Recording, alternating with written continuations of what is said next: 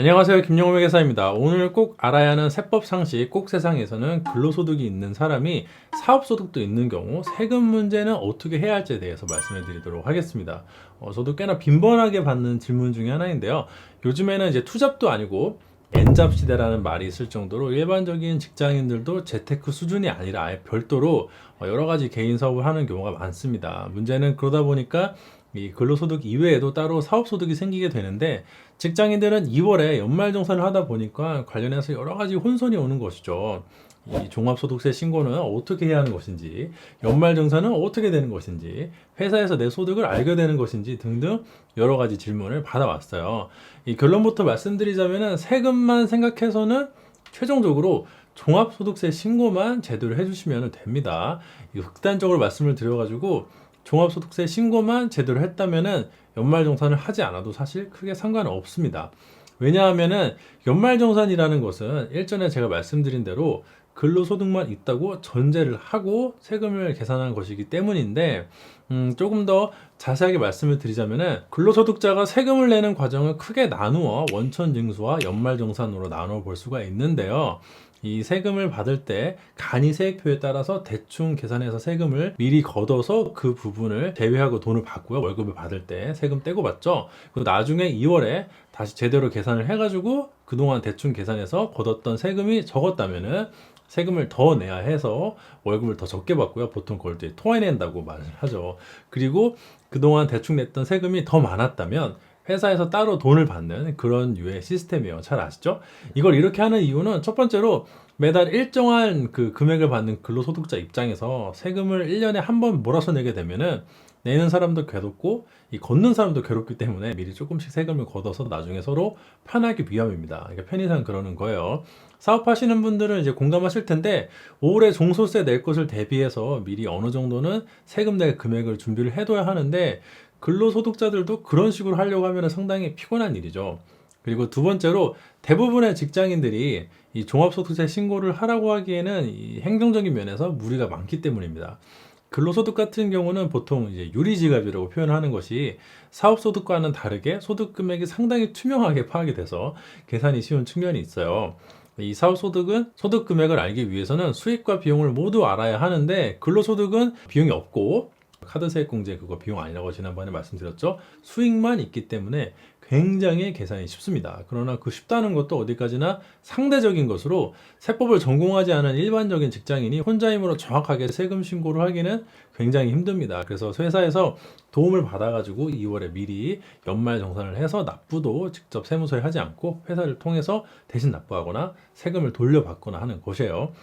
난이도가 만약에 진짜 높다면 그렇게 하기 어려운 측면이 있겠지만 근로소득이라서 사업소득이나 다른 소득에 비해서는 세액 계산이 쉽다 보니까 연말정산 간소화 서비스 등을 이제 활용을 해가지고 과세관청과 기업 그리고 납세자가 서로 일정 정도 업무를 분담해가지고 신고를 수행하는 것이죠. 또 과세관청 입장에서도 이 근로소득자까지 5월에 한 번에 종소세 신고를 받으면은 가뜩이나 업무가 몰리는데 상당히 어려운 점이 많기도 하고요.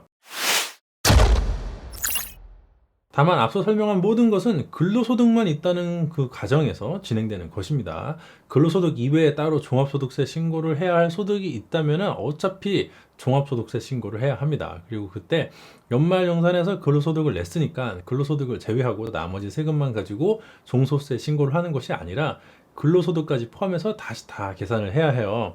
그게 그렇게 하는 이유는 뭐 여러 가지가 있겠지만은 누진세율을 채택하고 있다는 것이 가장 중요한 이유일 텐데요. 이 종합소득세 신고를 할 때 과표를 정하기 위해서는 각각 소득 금액을 합산해서 종합소득 금액부터 구해야 합니다. 이 근로소득자가 사업소득까지 있는 경우는 근로소득 금액 그거대로 구하고 사업소득 금액은 또 그거대로 구해서 둘을 합산해야 종합소득 금액이 되는 것이죠.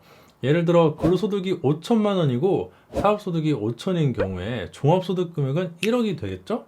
그 상태에서 뭐 종합소득 공제를 빼가지고 이제 과표를 구하는데 계산상 평일을 위해 종합소득 공제가 1,000만 원이라고 가정을 하면은 이제 과표는 9천만 원이 되는 것입니다. 그리고 종합소득세 누진세율은 다음과 같은데 1,200만 원 미만까지는 6%이고 1,200만 원 이상부터 4,600만 원 미만은 15%이고 4,600만 원 이상부터 8,800만 원 미만은 24%이고 8,800만 원 이상부터 1억 5천 미만은 35% 이니까 산출세액은 모두 2,100만 원으로 계산이 됩니다. 24% 구간도 다 지나서 한계세율이 35%까지 도달해 있죠. 그런데 만약에 근로소득과 사업소득을 합치지 않고 따로따로 계산을 한다면은 대부분 6%와 15%로 세액이 계산이 될 테니까 산출세액이 훨씬 낮아지게 됩니다. 이런 것은 조금 불합리하겠죠. 그래서 모든 소득을 합쳐가지고 다시 계산을 해야 되는 것이죠.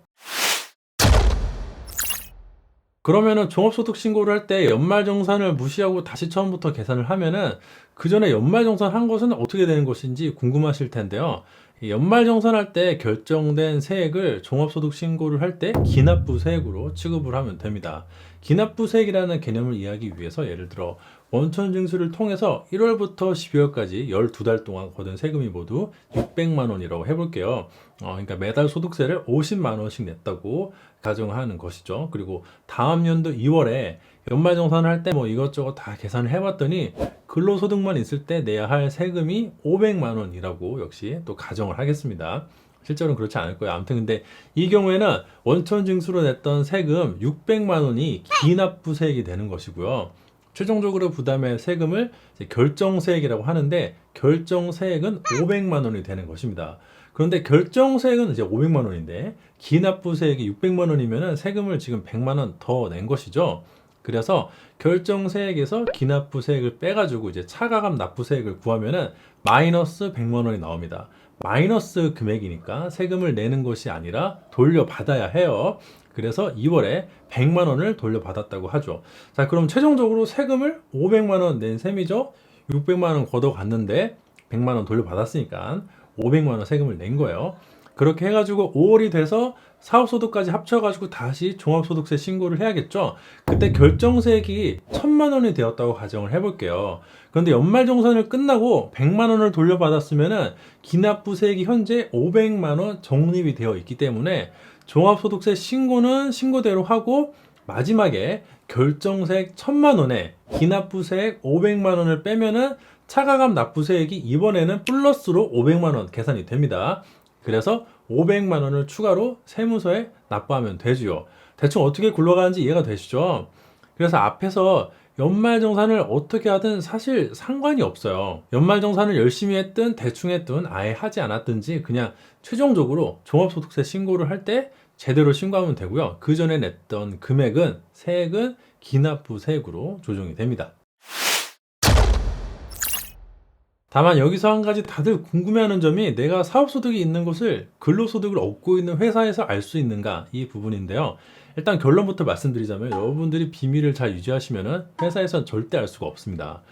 부업을 하는 걸 티를 팍팍 내면서 저는 종합소득세 신고를 할 테니까 연말정산할 필요 없어요 라고 스스로 밝히지 않는 이상 회사 인사팀에서 회계팀에서 여러분들이 따로 소득이 있는지 없는지 알 수가 없어요. 걱정하지 마세요. 연말정산은 다른 소득까지 포함해서 세금을 계산하는 것이 아니고 딱 근로소득만 있을 것이라고 가정하고 계산하는 것이라서 다른 소득을 신경 쓸 이유도 없고요. 아무리 근로계획을 맺었다고 여러분들 회사가 여러분들 퇴근하고 주말에 뭐 하는지까지 다 일일이 감시하는 것은 말도 안 됩니다. 주식이랑 똑같아요. 여러분들만 비밀을 지키면은 여러분들이 주식으로 큰 돈을 벌어도 회사는 알 수가 없는 것이죠. 만약에 내가 사업소득이 있는 것을 굳이 알리고 싶지 않다면은 2월에 연말정산할 때 남들 하는 정도로 그냥 무난하게 간소화 서비스 정도 이용을 해가지고 연말정산 하시던 대로 그대로 하시고요. 5월에 종합소득세 신고를 할 때 제대로 하시는 것도 좋은 방법이라고 할 수가 있습니다. 그럼 오늘 영상은 여기까지 하고요. 오늘도 역시 긴 영상 시청해 주셔가지고 대단히 감사드립니다.